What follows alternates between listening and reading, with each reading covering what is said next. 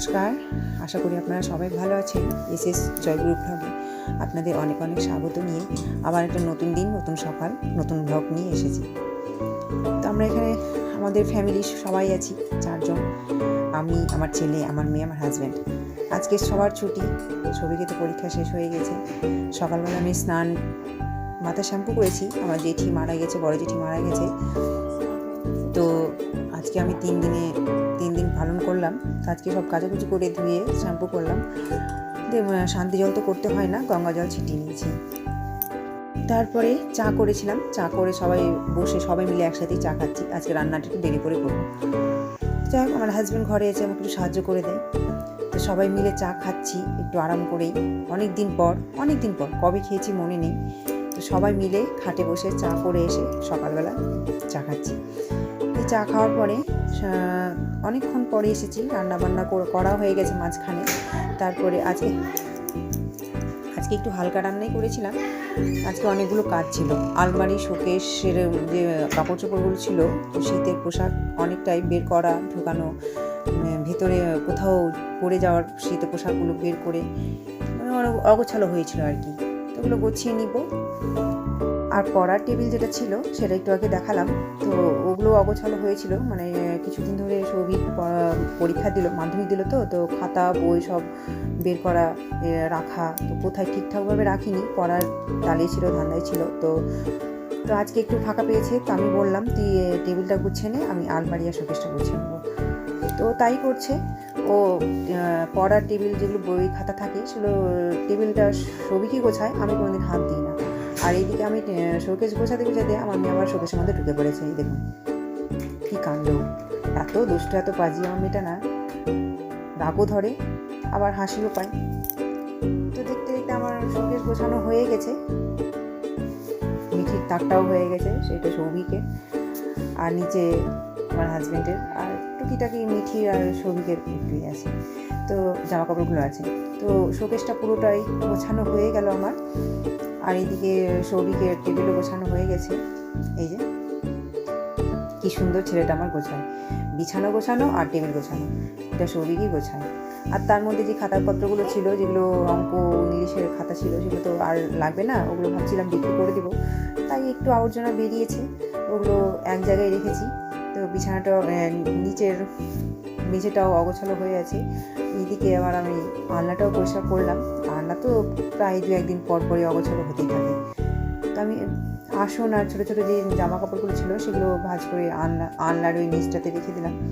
সাজিয়ে গুছিয়ে গোছানো থাকলে ঘরটা বেশ দেখতে ভালো লাগে, বসেও আরাম লাগে, শান্তি পাই। ঘর যদি গোছানো থাকে তো খাবারও লাগে না, আর ঘর যদি অগোছালো থাকে তো মনের মধ্যে একটা অশান্তি ভাব লাগে।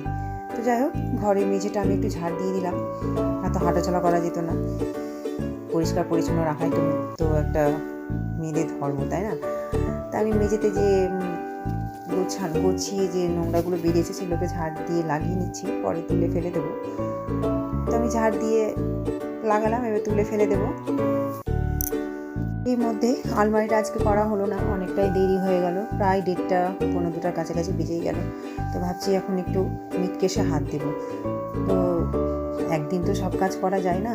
তো রান্নার ফাঁকে আজকে আমার একটু ছুটি ছিল বলতে আমি রান্নায় সব জোগাড় করে দিয়েছি আমার হাজব্যান্ডকে, বসে বসে খুন্তি কুড়িয়ে রান্নাটা করে দিয়েছে। এটুকু পারি, এটুকু হেল্প পাই আমি। তো তারই ফাঁকে আমি এগুলো সব করে নিয়েছিলাম। আর ঘরের যে বাসনপত্র ছিল সেগুলো ধুয়ে নিয়ে এসে আমি ঘরের কাজে লেগে পড়েছি। তো ফাঁকা টাইমটাতে বসে না থেকে আমি এভাবে টুকটাক কাজ করেই থাকি। এরই মাঝে আমি ফ্রিজটা মুছে নিলাম। আর মিটকেশ এখনও হয়নি গোছানো, ফ্রিজ মোছা হবে, শোকেস মোছা হবে, তারপরে আমি মিটকেশে হাত দেবো। আর কালকে সকালে যে কাচাকুচি করবো সেগুলো আবার একটু নিচে ফেলে রেখেছি, কারণ আনলার মধ্যে থাকলে খারাপ লাগে। তো আর তাছাড়া খুঁজেও পায় না চট করে, মেয়েটা আমার কোথায় লুকিয়ে রেখে দেয়। তো পেয়েছি, আমি এগুলো কাল সকালে কেচে নেবো স্নান করার সময় সার্ফ জল দিয়ে।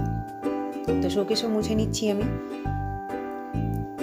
আর শোকেসের আয়নার কাঁচটা ভেঙে দিয়ে আমার শোকেসের আয়নাটা দেখতেই ভালো লাগে না। মুছতেও অসুবিধে হয়, তবু কষ্ট করে হালকাভাবে ছুঁয়ে মুছি।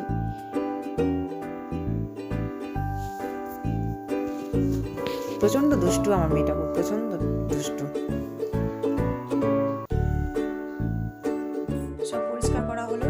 ফ্রিজ, শোকেস গোছানো হলো, ফ্রিজ পরিষ্কার করা হলো।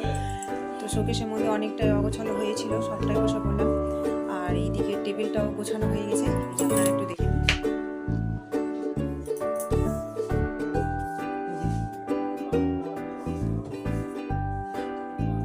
পরিষ্কারভাবে টেবিল গোছানো হয়ে গেছে, মানে বেশ কিছুদিন ছবি করছিল। তো খাতা বই তো অগোছালো হয়েছিল, কখন কোনটা লাগে গোছাবার সময় পাচ্ছিল না। টেবিলটা সরিয়ে গোছায়, আমি গোছাই না। এই যে পরিষ্কার পরিচ্ছন্ন করে সাজিয়ে গুছিয়ে রেখে দিয়েছে। আর আলনা, ফ্রিজ, শোকেস সবটাই গোছানো হয়ে গেছে। ঘর অগোছালো থাকলে দেখতে খুব একটা ভালো লাগে না। পরিষ্কার পরিচ্ছন্ন থাকলে, গোছানো থাকলে মনটা এমনিতেই শান্ত শান্ত ভাব লাগে, আর ভালোও লাগে। তো এখন 1:45 বাজে, খেতে বসবো। আর একটু মিট কেসটাও দেখিয়ে দিই আপনাদের। চলুন। একটা ইঁদুর চলে গেল। সুন্দরভাবে গুছিয়ে নিয়েছি। কেশ কিং তেল পরপর এটা শেষ হয়ে গেছে, এই দুটোতে আছে। এটা নতুন আছে, এটাতে হাফ আছে। আমি আবার বারন্ত হওয়ার আগেই নেই, আমি কেশ কিং অয়েলটা ব্যবহার করি।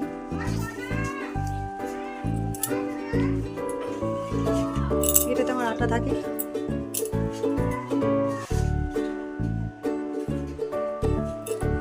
মিটকেশ গোছানো হয়ে গেছে। তো শুভ সন্ধ্যা, এখন বাজে 6টা। তো খাওয়া দাওয়ার পরে, ঘর গোছানোর পরে খাওয়া দাওয়া করেছিলাম। তারপরে জল চলে এসেছিলো, জল ভরেছিলাম। টাইমে জল, এই জলে জল ভরতে হয়। তো জল না দিলে তো কোনো কাজই হবে না। জলই তো মানুষের সব কিছুই লাগে প্রয়োজনে। তো জল ভরার পরে আমি আর মিঠি একটু শর্টস করলাম। তারপরে মিঠি শর্টস করেছিল, যেন একটু যে আবদার করেছিল যে আমি একটু গেম খেলবো। মোবাইলটা নিয়ে একটু গেম খেলছিল। এই মাত্র মোবাইলটা নিলাম, নিয়ে একটু পরে আবার চা করবো, চা খাবো সন্ধ্যাবেলা। আর রাত্রে খাওয়া দাওয়া হবে। তো ওই যে গালা হাত কানো,